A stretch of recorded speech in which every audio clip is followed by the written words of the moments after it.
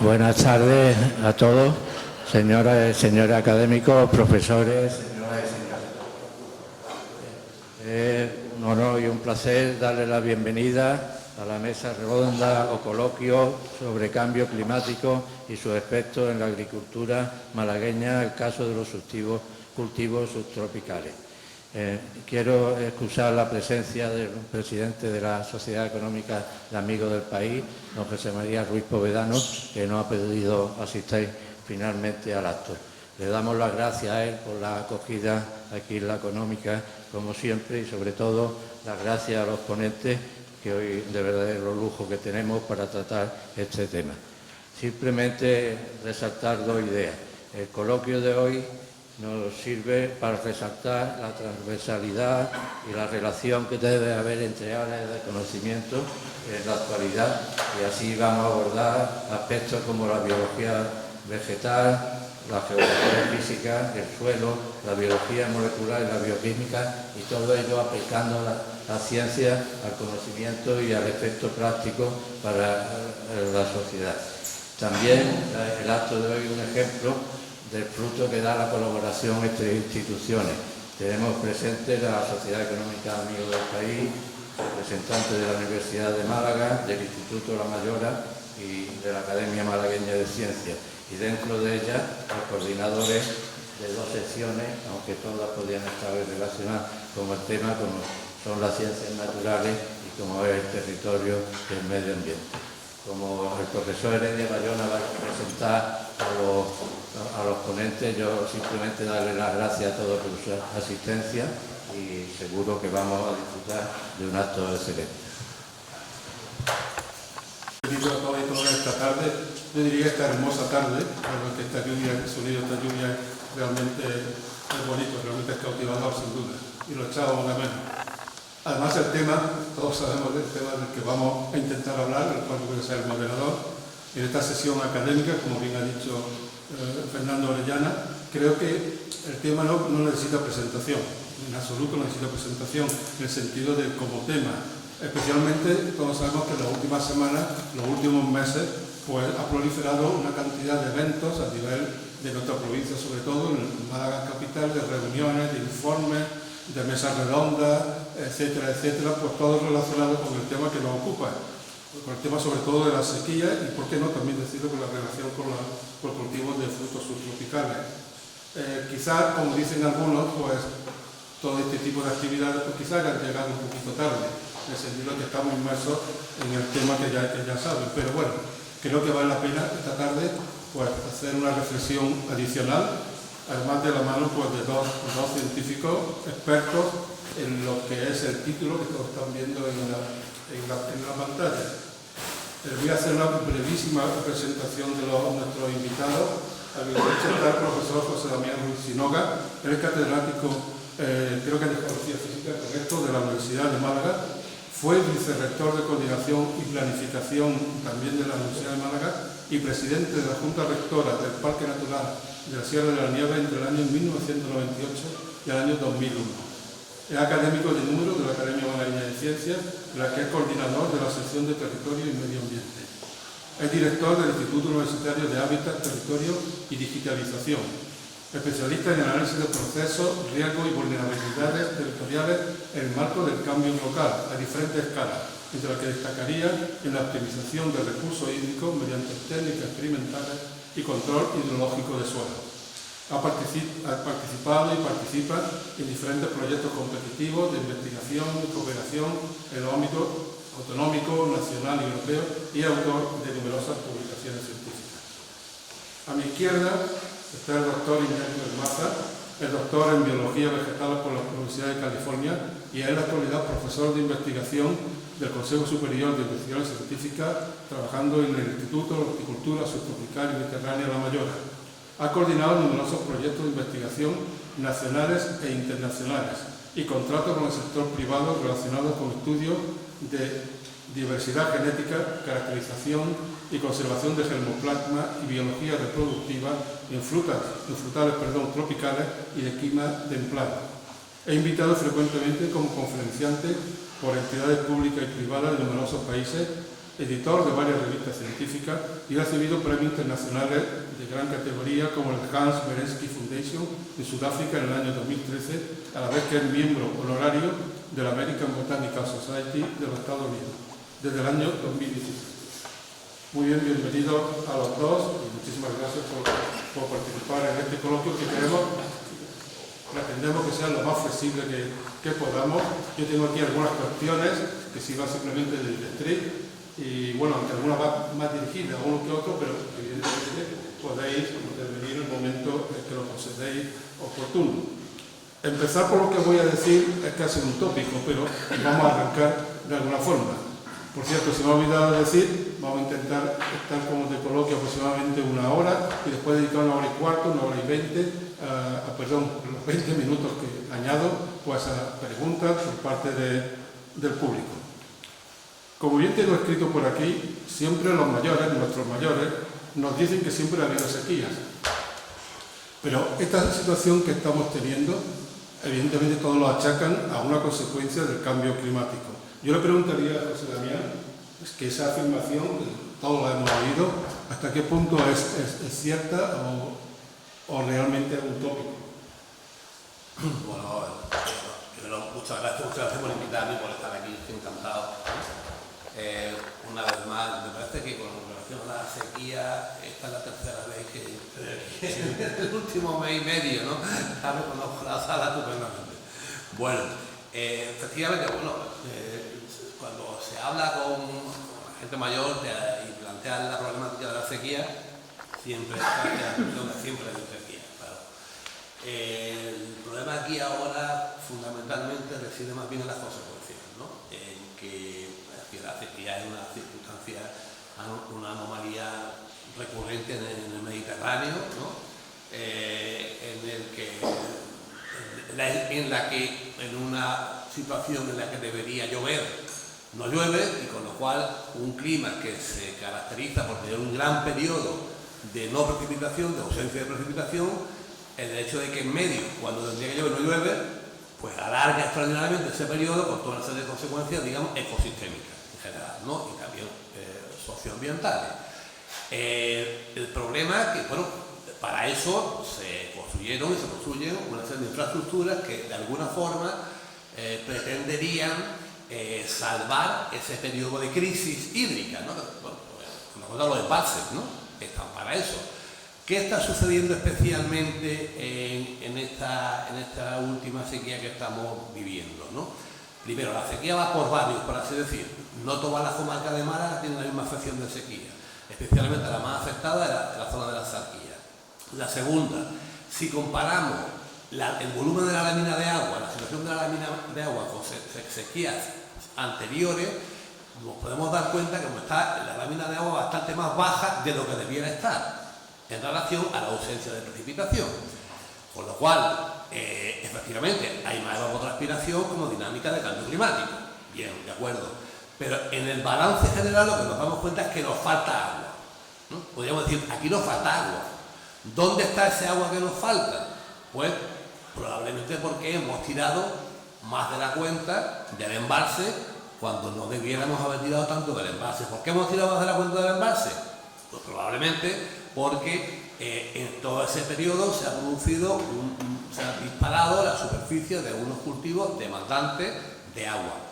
Me quedo ahí, ¿no? Muy demandantes de agua, porque el otro día decíamos más o menos que al fin y al cabo, y puede ser, los cultivos subtropicales demandaban más o menos la misma cantidad de agua que los cítricos, ¿no? Bueno, ya entraremos en la segunda.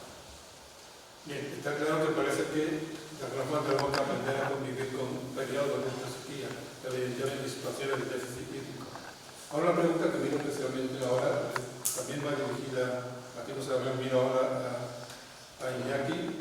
Málaga, evidentemente la provincia está afectada en sus dos grandes motores económicos por el tema que nos ocupa. Hablamos de turismo y hablamos de la agricultura, en este caso el cultivo de subtropicales. Son dos cosas distintas, pero evidentemente el origen del problema es el mismo.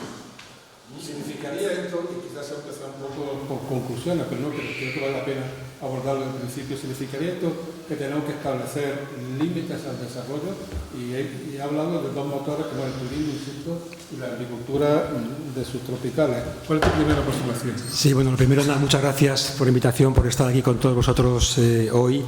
Y sí, efectivamente, cuando analizamos lo que ha pasado en los últimos años, y también en relación con lo que comentaba José Damián, yo creo que se ha hecho una evolución de la agricultura en la comarca, sobre todo en la Axarquía, a espaldas un poco del cambio climático, ¿no? O sea, que teníamos indicios y sabíamos desde hace años que la situación que nos esperaba era una situación de sequías cada vez más largas de duración y más extremas. Y entonces, posiblemente, lo que nos ha hecho ha sido una buena gestión de los recursos hídricos y de plantar en función del agua disponible y no al revés, ¿no? Muchas veces lo que se ha hecho ha sido plantar en zonas en las que no había suficiente agua y después demandar que llegase agua a esas zonas, ¿no?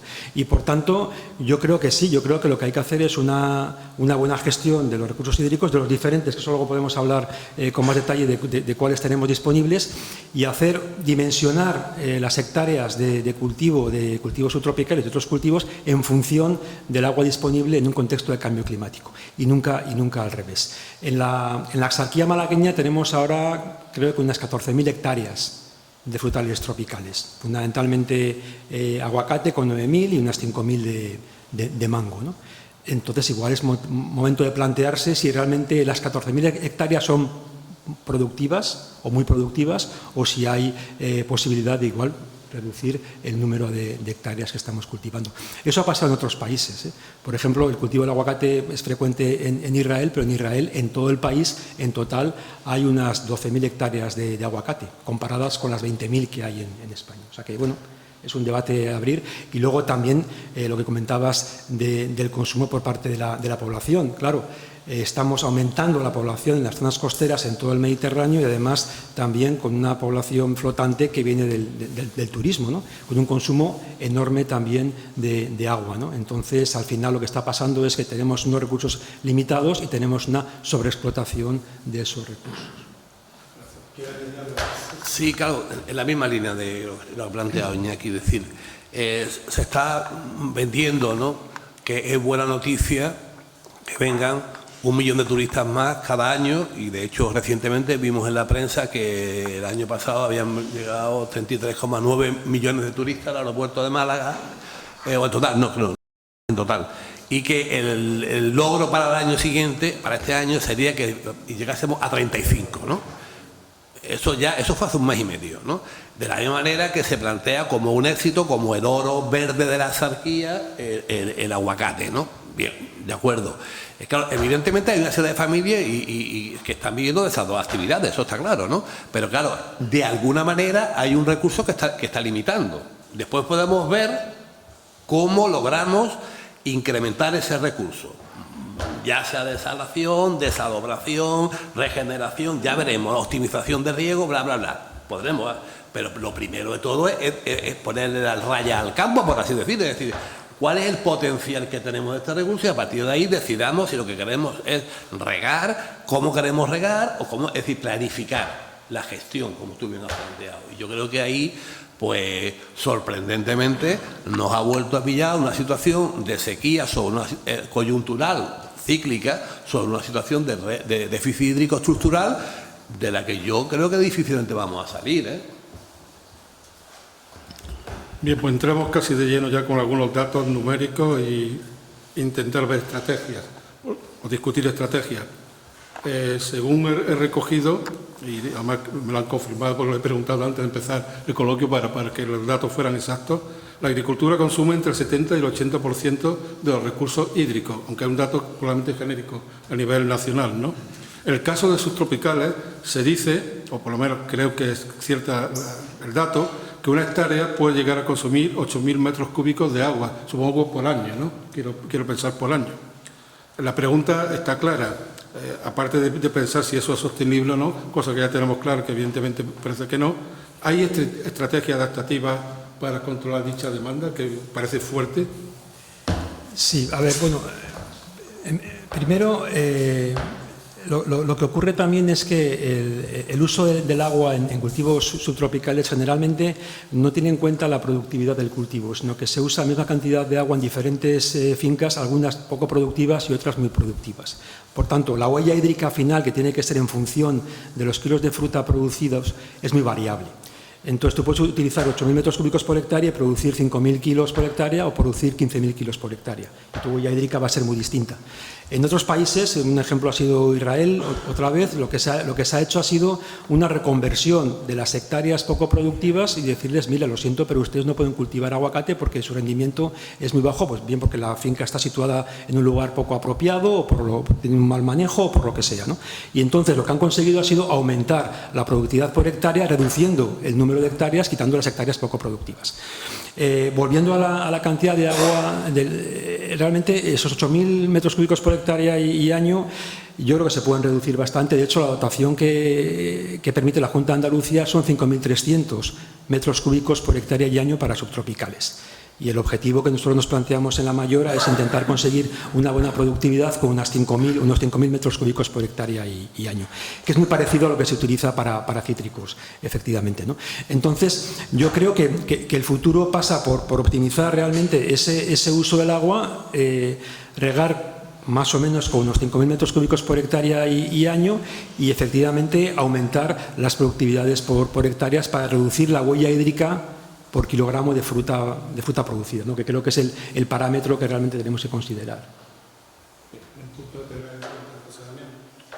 No, yo coincido plenamente. Aquí lo que hay es que ir en la misma línea, efectivamente, es decir, reducir la huella hídrica, porque hay muchas hectáreas de aguacate que están cultivando en unas condiciones realmente ínfimas, ¿no? Y que además han pasado a ser cultivadas por aguacate cuando hace 15 años eran matorral, pero llegó la ola del aguacate y aprovechando la maquinaria que había de la autovía y demás, pues rápidamente lo desmontaba. Eso lo hemos visto nosotros, cuando hemos tenido varios proyectos que nos obligaba a ir allí a hacer muestreos del suelo, y hemos estado esperando detrás de una excavadora a lo mejor durante 25 o 30 minutos, una hora, porque la excavadora iba a su paso lentamente por la zarquía, por las carreteritas de la zarquía, porque iba a desmontar, nunca mejor dicho, toda una ladera.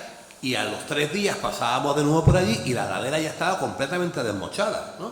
Claro, eso, con independencia de la incidencia en los suelos y demás, y la gestión del agua por parte de los mismos, que fue una barbaridad, pero de hecho se han puesto en marcha muchas parcelas en este sentido. Claro, en suelos muy malos, a pesar de que el aguacate no es exigente, en unas condiciones muy malas, y claro, pues la productividad, pues la huella hídrica enorme en función de la productividad, ¿no? Lamentable.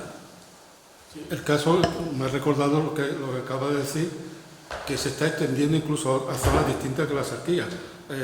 Yo vivo en Alorín de la Torre y conozco bien los alrededores, sobre todo la parte interior de Alorín de la Torre, porque paseo mucho por allí desde hace muchos años, y ha cambiado, en bastantes kilómetros ha cambiado completamente la perspectiva y cómo es la parte física de los caminos y de las carreteritas que hay allí. Y con sorpresa veo cultivo de aguacate en pendientes tremendas, y no sé, de verdad cómo se recogen esos frutos por ahí, cosa que hace 10, 15 años no existía en absoluto. Y evidentemente estamos hablando ya de los recursos hídricos que vienen de la Sierra de Mijas, probablemente de la Sierra de Cártama, que es donde se supone que llega allí el agua. Me permito además traer, antes de pasar a otra cuestión, no es una anécdota, es un hecho de un pequeño artículo, un corto artículo que salió publicado en El País hace algo menos de un mes, el 16 de febrero de este mismo año, en el cual la autora, con bastante sarcasmo, diría yo, mucho sarcasmo y sentido crítico, denunciaba la imparable proliferación de este cultivo y de otros subtropicales. No sé si se lo habéis leído. Se llamaba el artículo La lección del aguacate. Lo decía en sentido obviamente sarcástico, no sé si lo habéis leído. Supongo que sí, y claro, empezaba a hablar de que el aguacate tiene unas propiedades como fruto innegables, eso no vamos a discutirlo aquí, pero que de alguna forma quiere, socialmente parece que está desbancando algunos de los alimentos que de alguna forma de siempre hemos tenido, por ejemplo el aceite de oliva, ¿no? La gente utiliza muchísimo aguacate ahora, etcétera. Bueno, una preguntita aquí al margen.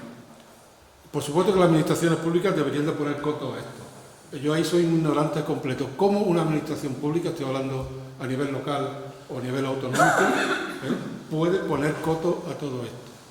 Es decir, una administración pública, un ayuntamiento puede decir, señores, aquí no se puede cultivar este tipo de cultivos, de plantas, o no, lo ignoro, pero vale la pena que lo sepamos, probablemente. Yo creo que sí, que una administración pública, precisamente su deber es la gestión mediante planificación de un recurso, en este caso como el agua. Es decir, aquí lo que estamos hablando no tanto es de aguacate, puede ser, sino del agua que hay para el aguacate.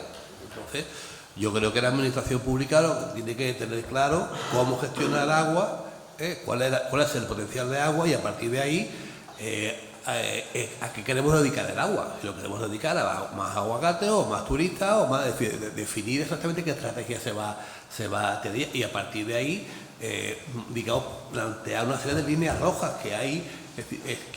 Habrá que plantearlas. Son medidas impopulares, pero claro, lo que no se puede hacer es ir a la Axarquía diciendo que se va a garantizar el trasvase del embalse que hay en Córdoba, se me ha ido la misma, de Inájar, perdón, eso es, y ir a Inájar diciendo que se va a conectar con la Viñuela, porque eso no tiene sentido, porque te vas a Inájar y ves que el embalse de Inájar está también en las mismas condiciones, o más o menos las mismas, similares condiciones que está la Viñuela, pues entonces tenemos un problema.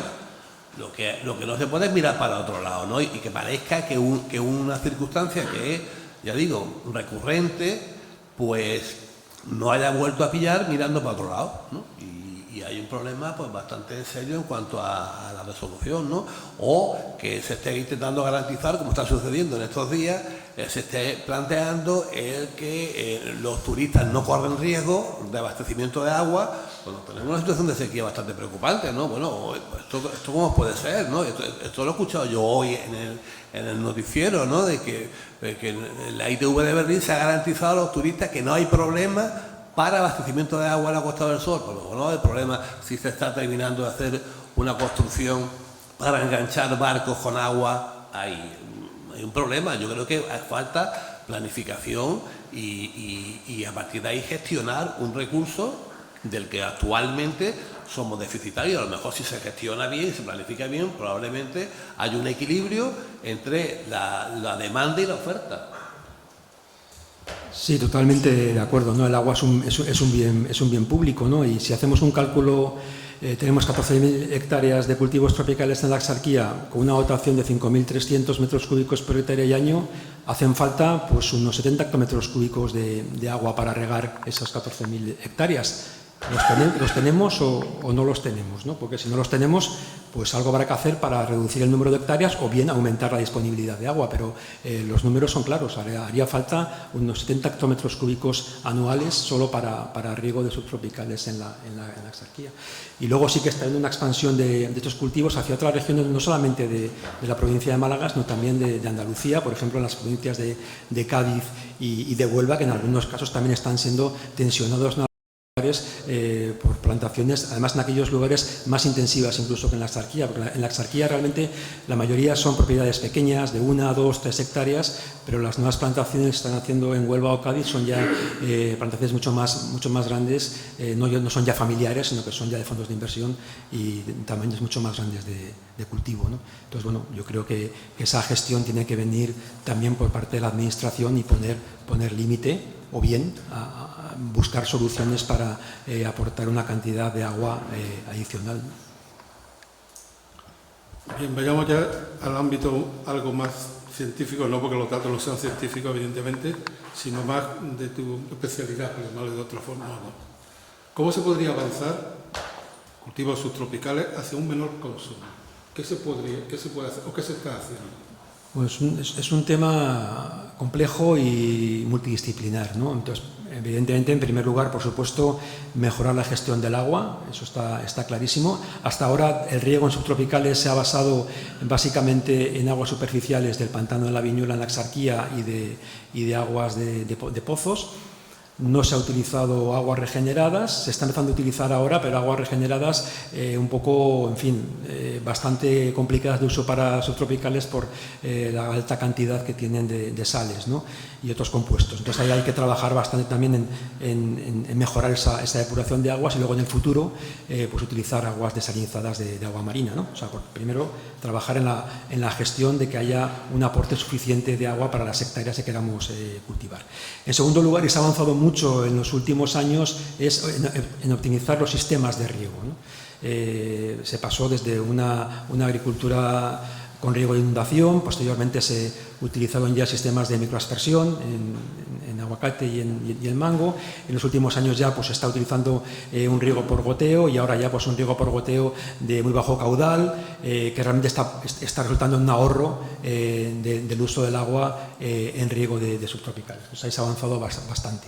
Y luego desde la investigación, pues lo que estamos haciendo nosotros pues es trabajar fundamentalmente en dos líneas, ¿no? Una primera que es mejorar la productividad de los cultivos, y ahí estamos trabajando en todos los cuellos de botella que limitan la productividad sobre todo en mango y en aguacate, ¿no? Desde la polinización, que es un tema clave en aguacate que muchas veces se olvida por parte de los agricultores, no se hace un buen manejo de la polinización para tener un mayor porcentaje de flores que reciban polen y produzcan fruta, hasta un buen manejo de la poda, en fin, de sistemas de control de plagas y enfermedades, etcétera, ¿no? O sea, mejorar el manejo de las plantaciones para poder aumentar la productividad. Y ya a más medio largo plazo, pues una herramienta es desarrollar variedades y portainjertos que sean tolerantes bien a la falta de agua, bien al riego con aguas de peor calidad, que eso también se está trabajando bastante. Ha ocurrido que en la sequía malagueña, como el agua que se disponía era de alta calidad, lo que se ha plantado de aguacate ha sido sobre portainjertos mexicanos, de raza mexicana, que son más tolerantes a las bajas temperaturas, pero son muy sensibles a la salinidad. Entonces tenemos toda la sequía malagueña plantada con aguacate sobre portainjertos muy poco tolerantes a sales en el agua de riego. Entonces, si ahora estamos pasando a una situación en la que tenemos unas aguas de peor calidad, posiblemente una estrategia que habrá que hacer de aquí a los próximos años es intentar ir cambiando estos árboles de aguacate y reemplazarlos por árboles injertados sobre portainjertos más tolerantes a salinidad y también más tolerantes a la falta de agua. Sí, me quedo contigo de nuevo, añadiendo una pregunta adicional. Por tu experiencia, porque sé que viajas mucho y estás muy bien informado de tu trabajo, además, sobre todo esto, ¿ha habido antecedentes de esta situación en algún país? Bueno, sí, cuando comparamos la huella hídrica y el consumo de agua del aguacate en España con otros países, estamos hablando antes de 5.000. Sí, pero hablábamos de 5.000 metros cúbicos por hectárea en España, pero es que en Perú, que es el mayor exportador de aguacate a Europa, estamos hablando de 15.000 metros cúbicos de agua por hectárea y año, porque se cultiva en la zona desértica costera, ¿no? Entonces, ahí ha habido trasvases, se lleva el agua desde los Andes, en algunos casos por trasvases de la cuenca amazónica por debajo de la cordillera para regar en las zonas costeras, o sea que ahí hay un problema de falta de agua, evidentemente, porque es una zona desértica. En el caso de Chile también, porque el cultivo del aguacate no puede llevarse a cabo muy al sur por bajas temperaturas, tienen que cultivarlo en zonas al norte de Santiago de Chile, donde hay también tensiones de falta de agua para riego, ¿no? En Israel, yo creo que prácticamente el 100% del riego para aguacate procede de aguas depuradas, no hay uso de agua fresca para riego. De la desalación fundamentalmente es para consumo humano y luego lo depuran, pero bueno. Y en el caso de California, pues también ha habido problemas serios de falta de agua para estos cultivos, no en los últimos 2 años, que ha llovido bastante por el fenómeno del Niño en el Pacífico, pero sí que estructuralmente también en California hay una situación muy parecida a la nuestra de falta de agua. No quiero cerrar esto sin hacer también un comentario de que, claro, estamos en el único lugar en Europa continental en el que podemos producir aguacates a nivel comercial. Entonces, es una oportunidad de cultivarlos y tener un cultivo de alto valor añadido, pero siempre que se haga una buena gestión de los recursos hídricos disponibles. Sí, hay una cuestión que es importante también con la optimización del recurso hídrico y del riego, y es que tradicionalmente el agricultor considera que con el mero hecho de regar, de poner en marcha sistemas de riego por goteo, ya está contribuyendo decididamente en esa optimización de recursos hídricos, ¿no? y se puede hacer mucho más. Y se puede hacer mucho más en la siguiente línea. Es decir, en hidrología del suelo hay un concepto clave que es el de agua útil para la vegetación, ¿no? Agua útil para la vegetación es, voy a explicar un símil fácil de entender. Si cogemos una esponja y la metemos en un barreño de agua y la sacamos la esponja en primer lugar va a empezar a chorrear, después va a empezar a gotear continuamente, después va a ir paseando la frecuencia de las gotas hasta que llegue un momento que la esponja ya no gotea, ¿vale? Pero todos los que estamos aquí sabemos que la esponja tiene agua, ¿vale? Bien, pues ese traducido al lenguaje de suelos, a edafología, sería el agua útil para la vegetación del suelo. Es decir, hay un porcentaje de agua de la que se nutre la vegetación.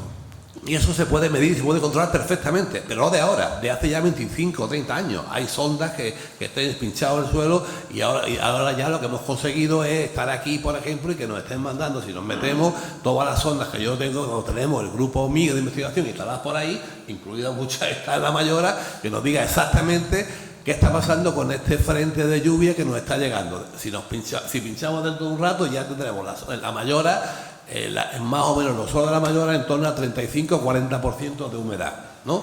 Bien, es una situación magnífica. Pero hay un concepto que es el agua útil que necesite, por lo tanto podemos controlar. Y justamente podemos determinar entre esa cantidad de agua útil justo cuando necesita los sistemas radiculares del aguacate, cuándo hay que proporcionarle agua y dónde hay que proporcionarle agua y durante cuánto tiempo. Como bien ha dicho Iñaki, se está planteando continuamente el tema de la sucesión de pequeños riegos, de muchos riegos de poca cantidad, ¿no? Mejor que otra técnica que se está empleando durante mucho tiempo, que eran riegos de mucho más abundantes. Claro, cuando tú te mueves por allí y estás viendo fincas en donde en torno al árbol hay una mancha de humedad, claramente hay que decirle al propietario, al agricultor, oiga, aunque a pesar de que usted cree que está regando con riego por goteo y que está optimizado tal, que sepa usted que está despilfarrando agua, porque si hay mancha de humedad quiere decir que el suelo está muy por encima del contenido de humedad de la necesidad que tiene realmente el aguacate. Y el aguacate encima no lo va a agradecer, que es lo peor, porque el aguacate, el sistema radicular del aguacate evita que haya situaciones de hipoxia, es decir, que cuando el suelo está demasiado saturado, se busca la vida, el sistema radicular, y vas andando por ahí, vas tropezando con raíces que están en superficie precisamente porque están evitando que un suelo excesivamente saturado de agua, ¿no? Totalmente. Vamos a incidir algo más en lo del riego, aunque prácticamente os habéis adelantado algunas de las notas que tenía yo aquí preparadas, ¿no? Hablamos del agua regenerada. Creo que ha indicado que por su contenido salino se hace realmente poco útil, como decir, pues se usa poco. Realmente, ¿en qué influye este agua a la hora del cultivo? ¿Cuál es la parte negativa de usar ese tipo de agua? A ver, para que lo sepamos todos. Claro, el agua regenerada, bueno, es una parte de las aguas que se pueden utilizar para riego y, como decía, en Israel pues es la parte fundamental de agua para riego en cultivos tropicales. Lo que pasa que el agua regenerada al final tiene una serie de compuestos que llegan de lo que nosotros echamos en nuestras casas en la cocina o en los cuartos de baño. Y al final podemos tener un agua regenerada que puede ser de mejor o peor calidad. Y ahí estamos hablando de que hay antibióticos que utilizamos en las casas, estamos hablando de que hay detergentes que tienen pues, boratos y demás, estamos hablando de hormonas, en fin, de un montón de compuestos e incluso metales pesados, ¿no?, que pueden estar presentes en ese agua depurada. Evidentemente, lo que habría que hacer es estudiar la calidad de ese agua regenerada y ver qué mezclas tenemos que hacer con agua de mejor calidad para que tengamos un agua apropiada para estos cultivos, ¿no? Nosotros, yo me acuerdo la anterior sequía, ¿no?, que fue por el año 2008-2009, presentamos un proyecto, una reunión con la Junta de Andalucía y demás, para estudiar el efecto del agua regenerada, hablo del año 2008-2009, sobre el cultivo del aguacate a 8 años vista, en campo. Entonces estaba a punto de aprobarse el proyecto. Y bueno, empezó a llover como hoy, y llovió durante varios días y ahí se acabó el problema. Y habría habido ya datos de 8 años de riego con agua regenerada en aguacate, como planteamos, y no se hizo porque parece que terminó el problema en aquel momento, ¿no?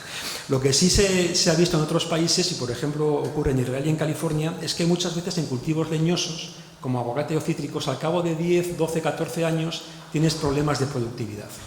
Y se achaca a que pueda haber cambios en la estructura del suelo, en la microbiota del suelo o incluso acumulación de compuestos en las plantas leñosas. Claro, ese problema no ocurre cuando utilizas el agua regenerada directamente para cultivos anuales, no se cambias el sustrato cada año, porque entonces tú ya eliminas el sustrato, debes regar con agua regenerada y no hay problemas de acumulación ni de cambios de estructura del suelo. En cambio, en frutales que se cultivan al aire libre en el campo, pues eso puede ocurrir. Entonces, de hecho, ahora tenemos pedido un proyecto en colaboración para estudiar precisamente, uno de los parámetros para estudiar es ese, si realmente esos compuestos que están en las aguas regeneradas llegan a cambiar la estructura en la microbiota del suelo, llegan a las plantas e incluso pueden llegar a filtrar a los acuíferos o no. Y de esa manera, teniendo esa información, se puede decidir cuál es la mejor mezcla de aguas que debe realizar para no afectar al suelo ni a la planta y mantener la productividad. Sí, está claro como conclusiones parciales que hace falta pedagogía, como lo que decía antes José Damián, pedagogía directamente al agricultor, claro, por supuesto, y hace falta investigación también, claro, que no se pare porque empiece a llover, pues siempre acaba por llover, ¿no? Eso está claro, pero creo que debemos de sacar las cosas realmente interesantes y buenas de la época de crisis, ¿no? Utilizar agua regenerada supongo que es más cara que el agua actual que sale del embalse, quiero suponer, es así, ¿no? ¿Cuánto es de cara? A ver, es que ese es otro punto, bueno, pues evidentemente no puedo hablar ahora, pero es que yo creo que históricamente el precio del agua del embalse ha sido ridículamente bajo. O sea, no había mucho incentivo para ahorrar agua. Estamos hablando de precios entre 5 y 10 céntimos por metro cúbico de agua. Entonces, ahora estamos hablando de precios que pueden ser de 50, 60 céntimos en aguas regeneradas, incluso puede ser algo más en aguas desalinizadas de agua marina, ¿no? Pero lo que yo creo que era realmente muy bajo era el precio que se estaba pagando del agua del embalse cuando había agua en el embalse, claro. Creo que estamos hablando todo el tiempo de un recurso escaso, ¿no? Entonces, claro, a lo mejor hay que establecer un umbral, ¿no? A partir del momento hasta el momento hasta el punto en el que el agua es un derecho de consumo por parte de la ciudadanía, y otro umbral a partir del momento de ahí en donde ya el agua forma parte de un negocio, de un sistema comercial, ¿no? Y había que actuar en consecuencia, ¿no? Entonces, de tal manera que yo creo que el agua, desde luego, el agua del embalse se ha estado, bueno, yo creo que regalando, claramente, en una zona en donde, insisto, el agua no nos sobra, no nos viene sobrando el agua, ¿no? De hace ya tiempo, no de ahora, de hace ya tiempo. Y después, por supuesto, pues el agua regenerada, es donde supongo que tendrá que haber una inversión por ósmosis, ¿no? Porque parece que lo que estamos viendo nos está dando unos índices de salinidad muy altos todavía, ¿no? Con lo cual no son tolerantes, unido a las especies tolerantes a la salinidad, pues también a lo mejor algunas plantas de regeneración habrá que utilizar sistemas de ósmosis inversa, ¿no? Para, digamos, de alguna forma potabilizarlo. Bueno, pues eso pues tendría que de alguna forma que revertir en el precio del agua, ¿no? Estamos hablando de 50 céntimos, metro cúbico. Entonces el agua regenerada y el agua desalada viene a equivaler más o menos su precio.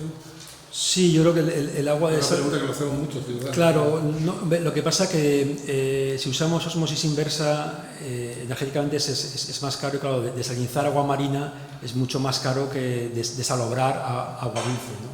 Entonces, realmente las depuradoras que están ahora mismo en funcionamiento en la Axarquía no tienen sistema de osmosis inversa, sino que es un terciario de depuración, ¿no? Entonces, realmente, quizás el futuro tendrá que ir, sobre todo en zonas en las que hay problemas de alta salinidad, en utilizar una desalobradora para evitar esos problemas. Pero en todo tampoco sería la panacea absoluta, porque si estamos hablando de unas necesidades de unos 70 hectómetros cúbicos por año, con todas las depuradoras de la comarca de la Axarquía, incluyendo el Peñón del Cuervo, que se está llevando ahora, o se va a empezar a llevar el agua hacia la Axarquía, creo que a máximo rendimiento estamos hablando de 20 hectómetros cúbicos por año. O sea que todavía hay un déficit de 50 hectómetros cúbicos que no se cubren, o sea que no se podrían regar las 14.000 hectáreas con el agua regenerada disponible. Que las desaladoras son limitadas también, obviamente, ¿no? Y el proyecto que hay de la desaladora que se quiere construir en la Axarquía, que si va todo bien será dentro de 4, 5 o 6 años, creo que el cálculo son de 25 hectómetros cúbicos, o sea que por debajo, todavía estamos por debajo de lo que necesitaríamos para regar. ¿Quiere añadir algo? Bien, vamos a cambiar un poquito de música, por decirlo de alguna forma, de melodía. Y quizás sea meternos en un pequeño charco, pero creo que vale la pena, porque al fin y al cabo esta mañana me han entrevistado en la cadena SER, creo recordar, ¿no? Me llamaron a mí primero al respecto, y bueno, y la verdad que suscitó el tema con quien me estaba entrevistando esta mañana temprano de la cadena SER, respecto a este tema, que es lo que íbamos a hablar aquí y demás. Creo que lo han recogido bien, además, en el audio que me han enviado, dentro de lo que cabe, lo han recogido bien. Pero hay algo que a mí especialmente me preocupa y creo que me consta también que a muchos de los que estamos aquí, que conozco, pues les puede preocupar. Vamos a ver, son dos temas. Uno, relacionado con lo que se suele llamar, y los diarios y los periódicos lo están llamando, una especie de ecologismo falso que existe en las redes sociales. ¿A qué llamamos ecologismo falso? ¿O a qué se denomina? Pues realmente hacer publicidad de determinados frutos, de determinados alimentos, de determinadas, digamos, formas de vida, donde parece que el que no toma un aguacate al día parece que es, vamos, que va a tener una salud malísima y que jamás va a ser una persona 100%, estoy diciéndolo realmente mal, ¿no? En este sentido, pero ese ecologismo falso que hay, yo creo que existe, se debe a una nefasta, creo yo, o un ejemplo malísimo de divulgación científica.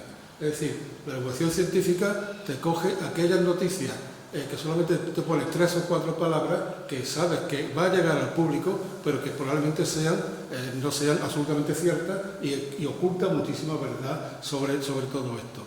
Obviamente estamos hablando de agua, estamos hablando de frutos subtropicales. Creo que los profesionales que de alguna forma os dedicáis, de alguna forma nos dedicamos, también trabajo en IHSM, a temas como los que estamos viendo, creo que deberíamos hacer un esfuerzo que no hemos hecho hasta ahora en que esa divulgación científica que se preste esté bien encaminada, sea rigurosa, sea crítica y fuera de falsas expectativas que yo creo que a la persona normal le llega y, vamos, si no consume un aguacate al día parece que le va a dar algo, ¿no? Por decirlo mal y pronto, ¿no? ¿Qué opináis de esto? Bueno, en el caso del aguacate, ha habido un boom del consumo del aguacate a nivel mundial. Bueno, el aguacate Hass, a nivel, una variedad única, que es la que domina el mercado mundial. Y gran parte de ello yo creo que se debe a que ha habido estudios científicos en Estados Unidos. En Estados Unidos, cuando se importa aguacate, hay una asociación que se llama la Hass Avocado Board, que lo que hace es cobrar un royalty por cada kilogramo de aguacate que se importa a Estados Unidos. Y eso se usa de dos maneras, ese dinero. Uno para promoción del aguacate y otro para hacer estudios de investigación de las bondades del aguacate a nivel médico.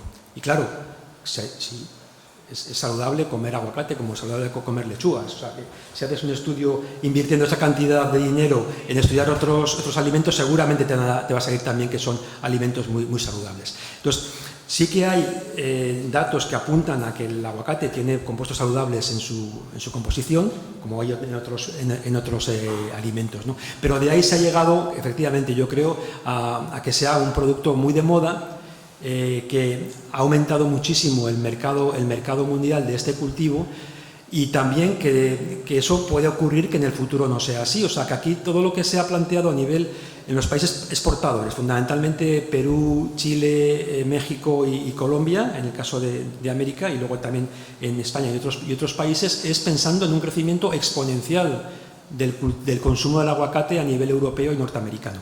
Lo que se está viendo en los últimos 2-3 años es que ese crecimiento exponencial no es ya tanto, sino que está parando el crecimiento del consumo del aguacate, y eso puede causar problemas en los países que han invertido muchísimo en plantar aguacates para la exportación, porque al final eso puede hacer que dé lugar a una tensión en los precios, ¿no? O sea que, por un lado, efectivamente, hay que tener en cuenta que tiene compuestos saludables, pero en muchas ocasiones porque se ha hecho una cantidad enorme de estudios para demostrarlo, y por otro lado, que puede ser una moda pasajera.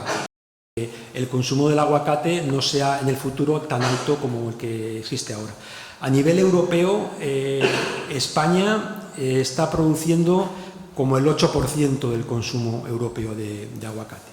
Tenemos unas 20.000 hectáreas con unos 60.000, 80.000 toneladas de aguacates, y eso representa el 8% del consumo europeo. O sea que Europa está importando muchísimo aguacate de otros países, fundamentalmente de Perú y Chile.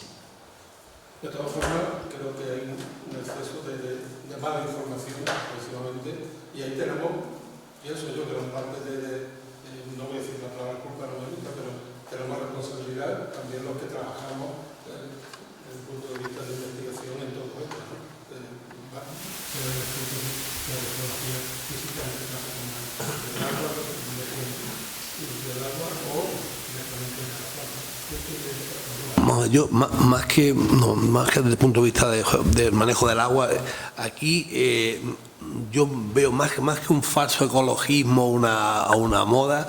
Si nos situamos en la comarca de la Axarquía, lo que más bien planteo es una necesidad, es decir, una comarca que está desde el punto de vista agrícola, salvo lo que sería estrictamente Las Vegas, ¿no? Las zonas bajas, hasta hace 20 años, pues muy empobrecida, que tuvo su boom con la viticultura, pero que se abandonan los viñedos en un momento determinado, y había mucha superficie, mucho monte, que está exactamente igual que cuando el agricultor decidió abandonar el viñedo hace más de 100 años, y empieza por las circunstancias climáticas, porque fijémonos que tenemos un clima, que la Axarquía tiene un clima que en todos los aspectos tiene un carácter subtropical, excepto en el del agua.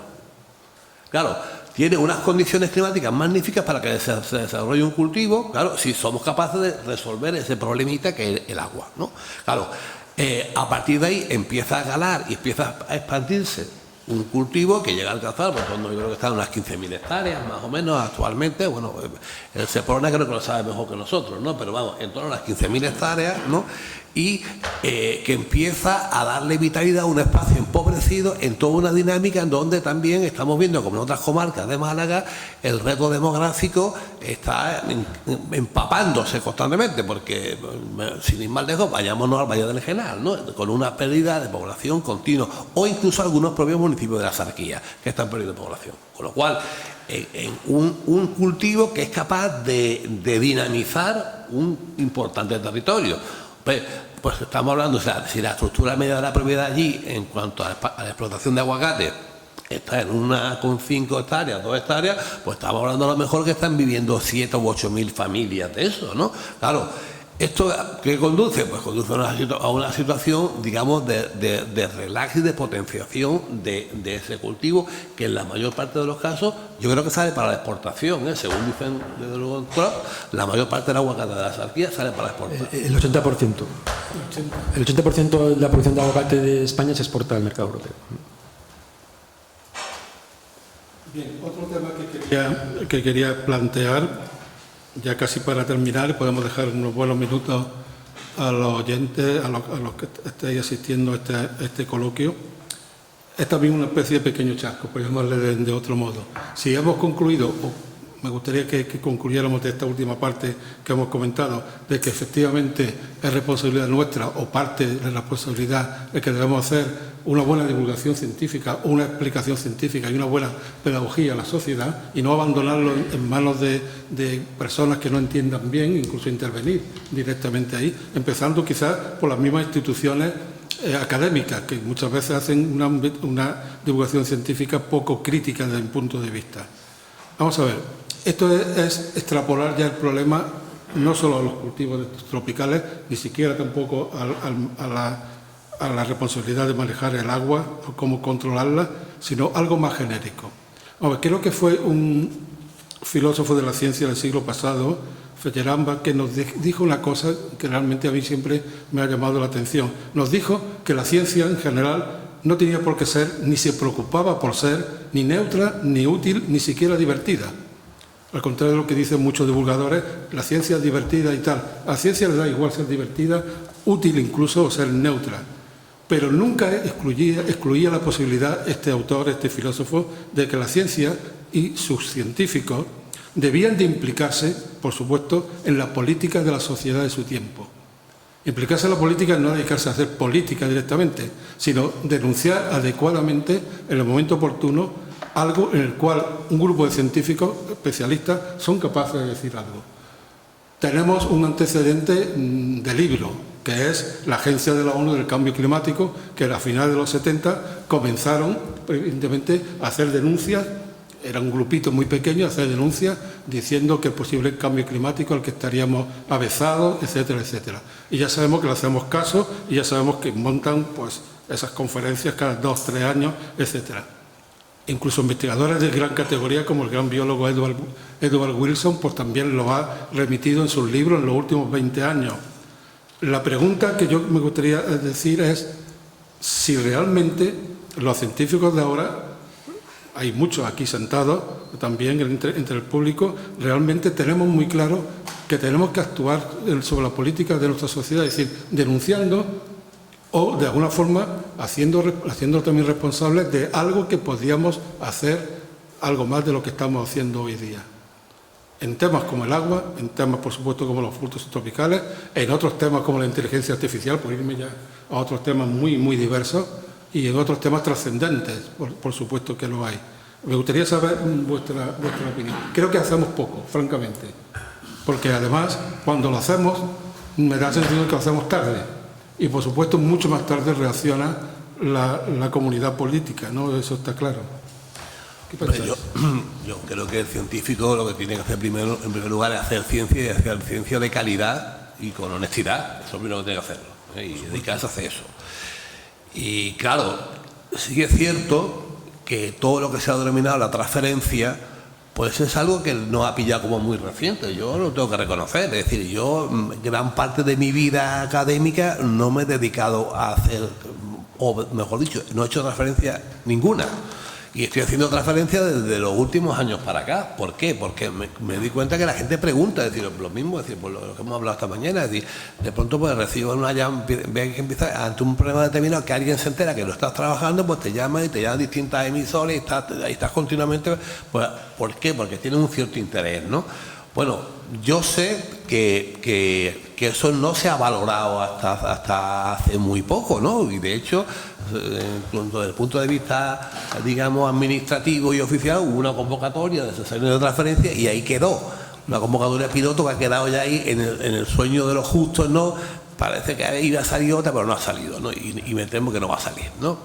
Bueno, pues es un indicador más del poco peso que también por parte de la Administración se concede a ese potencial estrategia de transferir, de trasladar lo que se hace en los laboratorios, ¿no? Que tenemos magníficos laboratorios con magnífica gente trabajando y produciendo.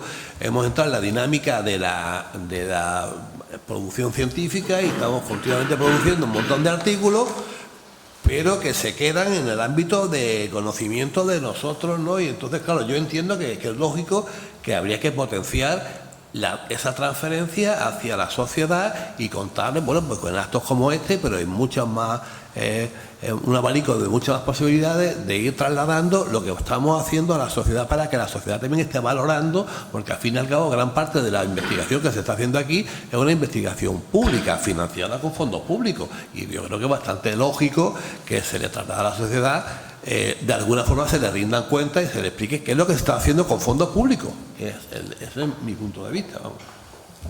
Sí, yo de acuerdo con José Damián, ¿no? La función yo como científico es desarrollar conocimiento nuevo y bueno, pues ese conocimiento luego transmitirlo a la sociedad.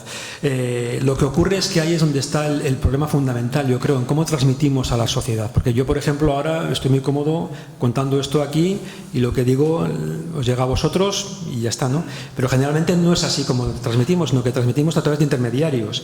Y muchas veces lo veréis en artículos de prensa, pues bueno, salen artículos en la prensa en una entrevista con algún científico o bien con varios científicos y de lo que tú dijiste a lo que sale pues hay una diferencia enorme, ¿no? Entonces muchas veces lo que llega a la sociedad llega tergiversado también, no llega la opinión original del científico, ¿no?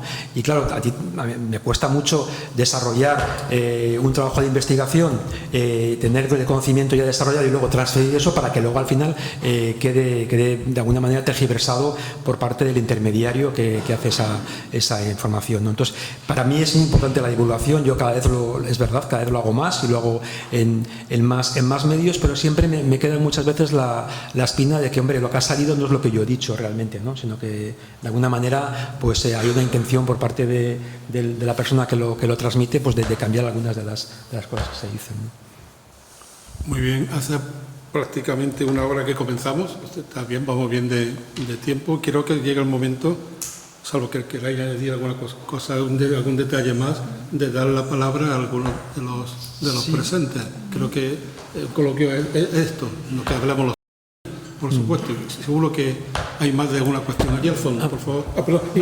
No, solo quería comentar una cosa, que aquí hemos hablado del uso del agua para regadío, pero realmente en un contexto como el que tenemos actualmente de sequía crónica, los cultivos que realmente van a sufrir más son los cultivos de secano. O sea, los cultivos de secano en los que no tienes posibilidad de hacer un aporte de agua y que dependen solamente del agua de lluvia, son los que más sufren en condiciones como la que tenemos actualmente. Si vamos a la Axarquía y vemos los olivos centenarios o los almendros que hay todavía en las sierras, pues vemos que están en un estado lamentable. Ya por no hablar de las uvas pasas de Málaga, que yo no sé cuánto tiempo les va a quedar de cultivo en secano, ¿no? O sea, que no nos olvidemos que en un contexto como este de cambio climático y de sequías extremas, los cultivos de secano sufren aún más que los de regadío porque no hay posibilidad de hacerles aporte de agua, ¿no? Sí, muy buena matización. Porque en esa línea, que no se nos olvide, claro, estamos focalizando los subtropicales, pero hay una estrategia supuestamente de adaptación a la dinámica de cambio climático que está consistiendo en poner en regadío cultivos que tradicionalmente son de secano, por ejemplo el olivar. Entonces, claro, es una extraordinaria contradicción, porque se está planteando como estrategia, cuando a lo mejor uno pensaba que lo que se iba era ¿qué digo yo? Pues asegurar las cosechas, tal. No. Directamente puesta en regadío, con lo cual se está generando un círculo de retroalimentación negativo, ¿no? En este caso. Sí, le quería hacer una pregunta. Bueno, primero darle las gracias por la información. Después le quería preguntar por las aguas subterráneas. Si se conoce las cantidades de agua que hay, porque algunas veces que se escucha que hay grandes cantidades de agua subterránea, y si se ha contemplado como una alternativa, vamos, sé que hay pozos que se utilizan, pero hay grandes cantidades realmente de agua subterráneas que se puedan utilizar para llenar estos embalses o que sirvan como embalses naturales. ¿Qué conocimiento hay sobre estas masas de agua? Esa es muy buena pregunta y te la van a contestar cualquiera de los traídos de los geólogos que hay aquí delante. Esta es buena pregunta, te la van a contestar ellos. Sí, bueno, vamos a ver, buenas tardes. Grandes cantidades de agua subterránea hay, por ejemplo, en la Sierra Tejeda, en la Sierra Almijara, entendiendo por grandes cantidades volúmenes de varias decenas de hectómetros cúbicos de agua de recursos y otros tantos de reservas que están por debajo de la cota de los manantiales. Entonces, esos son los volúmenes de agua que existen en la Sierra Tejeda Almijara. En el río Vélez, en estos momentos, la mayor parte del acuífero está desaturado, particularmente desde lo que era el antiguo ferrocarril hacia el norte. El acuífero está prácticamente desaturado. El antiguo sondeo de abastecimiento a Belén Málaga, en el Molino de las Monjas, por ejemplo, está totalmente seco y ya lleva un tiempo así, y ese sondeo atravesaba todo el espesor del acuífero. Entonces, los grandes volúmenes de agua subterránea, pues hay que relativizarlos. Tienen su importancia, tienen su interés y, por supuesto, tienen su aprovechamiento. Pero no creo que sea bueno generar expectativas para el regadío de un cultivo, en este caso como el aguacate, a expensas de las aguas subterráneas de estos acuíferos. Creo que realmente conviene controlar la demanda. Es un tema que se ha tocado en el debate, y con esto enlazo quizá más con la temática del debate. Es un tema que en algún momento ha salido, el control de la demanda. Realmente hemos focalizado esta tarde en el cultivo de subtropicales, que claramente, por la intervención de los expertos, ha quedado claro que es un cultivo que tiene una demanda de agua elevada en una zona en la que climáticamente no contamos con recursos suficientes. Entonces estamos ciertamente cultivando unos árboles que tienen un gran rendimiento desde el punto de vista de los frutos que generan y la capacidad que eso tiene de generar bienestar o recursos económicos en la zona, pero indudablemente es a costa de un aprovechamiento de recursos de los que no disponemos. El aumento de la demanda para regadío tiene que ser mucho más controlado de lo que ha sido en el pasado. Realmente la posibilidad de aumentar los cultivos subtropicales en la zona, pues si no es nula, es prácticamente nula, a no ser que se generen nuevos recursos de agua, evidentemente. Y bueno, por ahí los recursos de agua regenerada que están yendo ya y que previsiblemente van a aumentar conforme pase el tiempo, con la edad de Peñón del Cuerpo, que aportará también sus recursos a la zona de la Axarquía.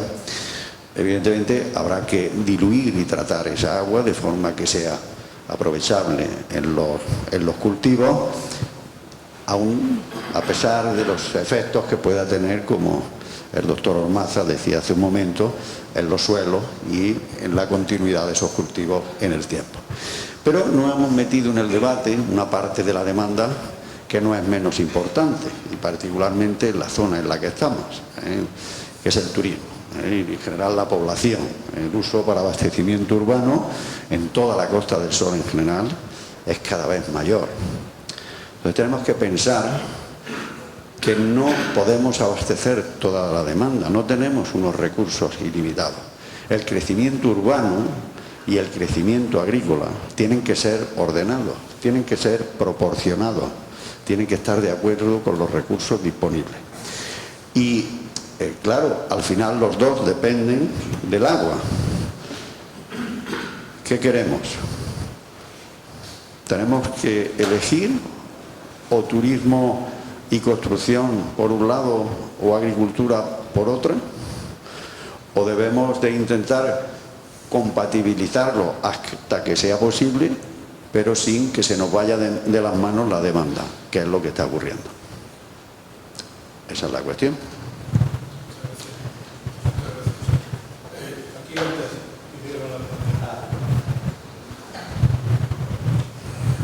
Yo soy uno de base, soy de Torrós y tengo algunas parcelillas por allí. Una en el río de Torrós, que trae agua allá bien, pero cuando ves todas esas montañas llenas, tú dices, ¿esto es un engaño de bobos? ¿Hay agua para eso convertirlo en regadío? Las perforaciones, lo que ha apuntado usted, las perforaciones que hay, la mayoría de estas fincas, de estas explotaciones, unas más chicas, otras más grandes, van acompañadas de sus perforaciones, incluido el Ayuntamiento de Torrós. Cuando tú haces una perforación, la capa freática te baja y ya no mantienes tú la agricultura tradicional, el olivo, como no lo riegues, no te produce. No. Se te seca la viña. Yo tenía 40 o 50 cepas y se han secado todas. ¿Es rentable? Porque hay riego del pantano, pero muchos de los riegos son, por ejemplo en mi caso, son riegos de un pozo privado, que el metro cúbico son 50 céntimos. Súmale ahora que también el Estado te mete el 21% en la factura. Para que te sea rentable, algo yo tengo para gusto, para consumo particular y para los amigos. Pero si tú metes eso, ¿cómo puede ser productivo? ¿Qué porquerías hay que echarle para que te sea productivo?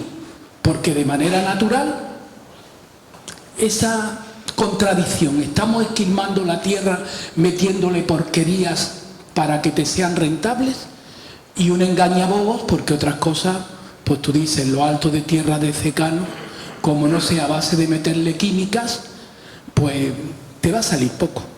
No sé cómo eso, las administraciones, los que conocéis más esto y estáis profundizando, pues poner los pies en la tierra, si no esto es que es un meter a la gente en un precipicio.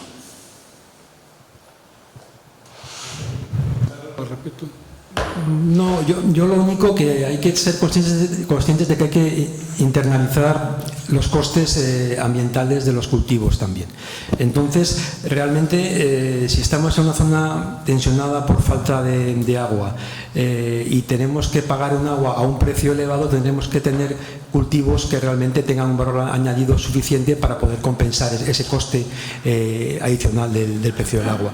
Entonces, eso pasa por cultivos de alto valor añadido y también por rendimientos elevados en las plantaciones. El ejemplo nuestro desde La Mayora, nosotros tenemos la finca experimental en cultivo ecológico. Entonces, ahí no se aplica ningún producto químico de síntesis y los rendimientos son altos porque hacemos un buen manejo de las plantaciones. Entonces, pasa por optimizar el uso del agua y también por el manejo de las plantaciones para que sean altamente productivas. Lo que no es rentable es tener una plantación de aguacates con 3.000 kilos por hectárea, como las hay en la Axarquía, al precio que tenemos o que va a ser en el futuro el precio del agua. Eso no va a ser posible.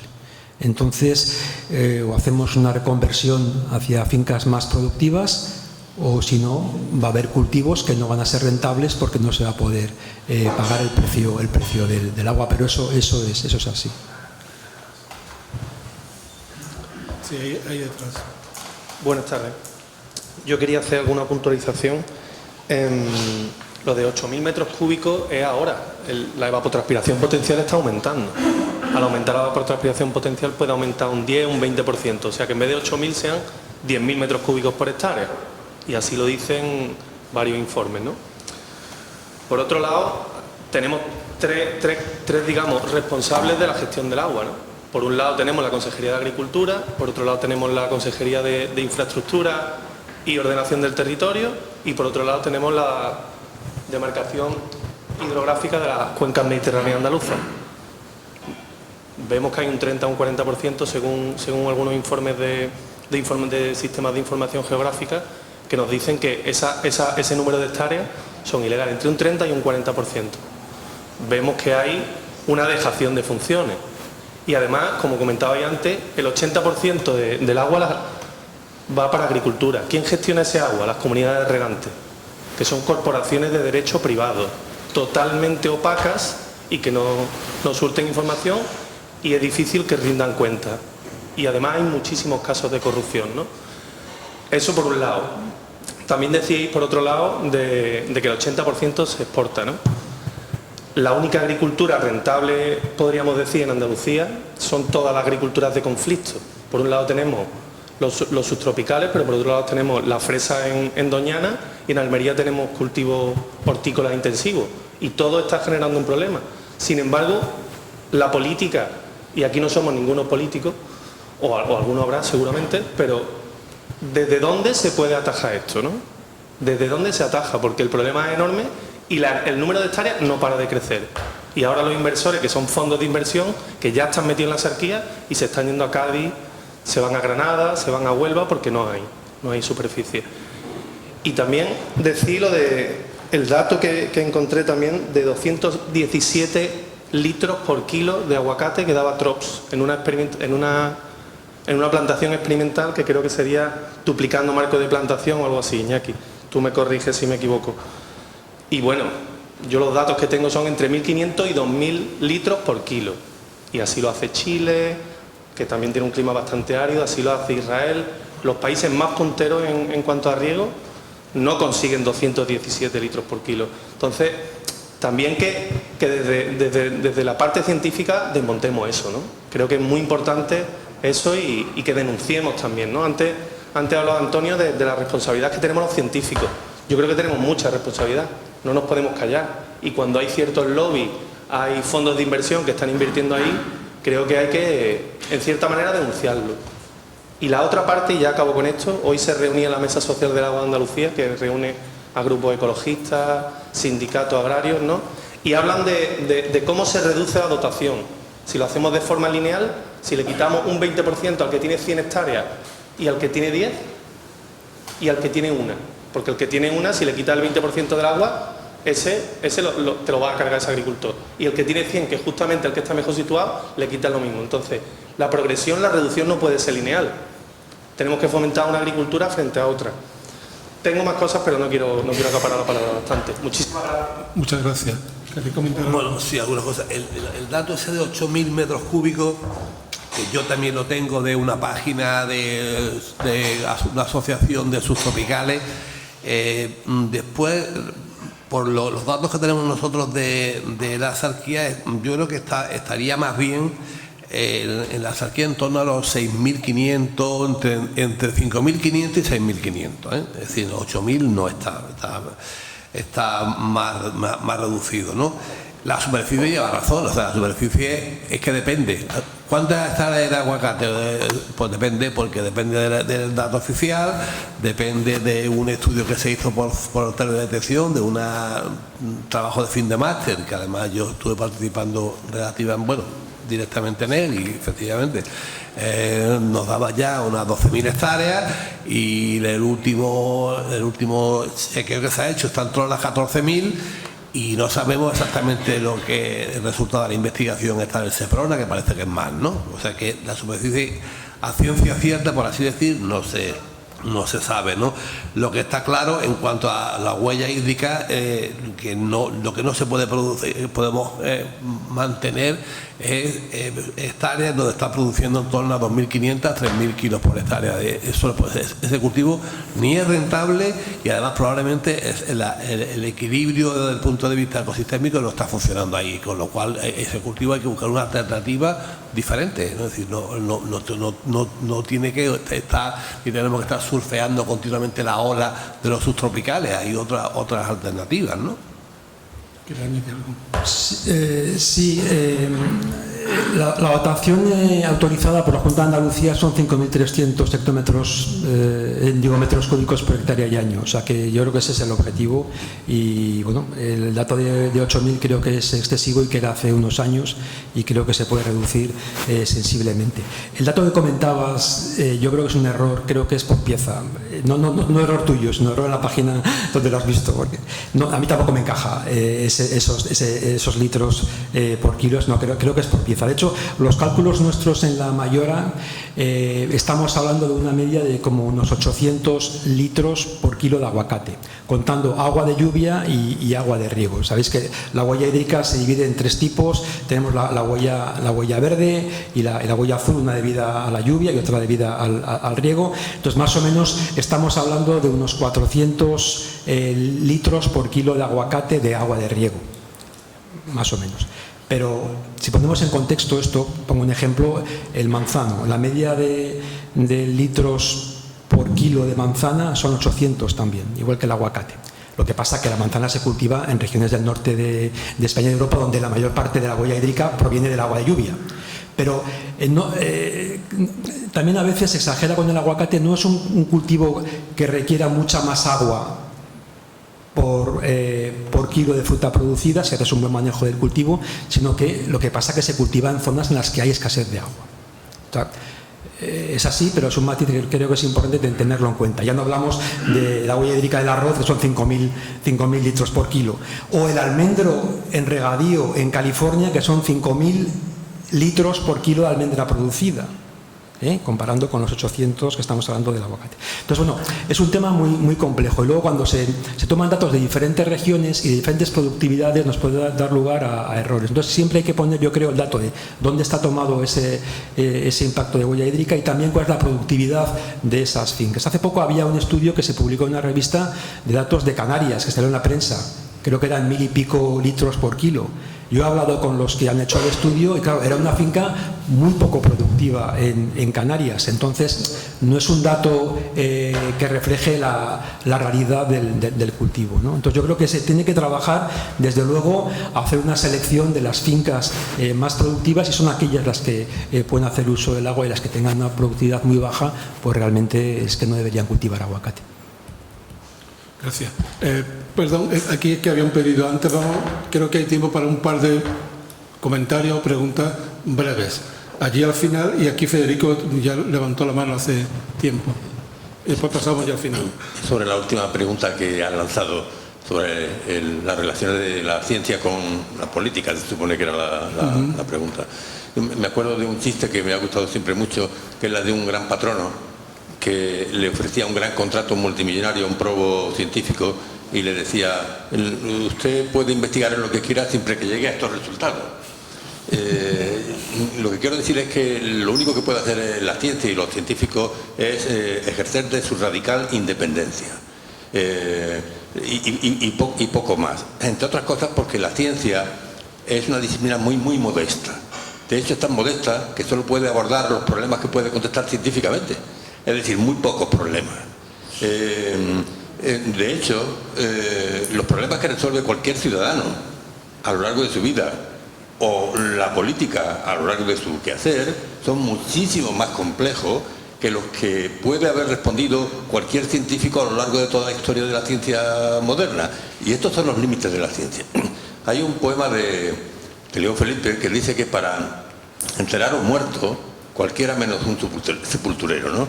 Y a mí me da un miedo terrible, y no es tu tesis, desde luego, porque la conozco, la fantasía que hay de que en este momento la ciencia y los científicos deberían tener un mayor protagonismo en la vida política, porque parecería como si los científicos somos los que tienen las grandes respuestas.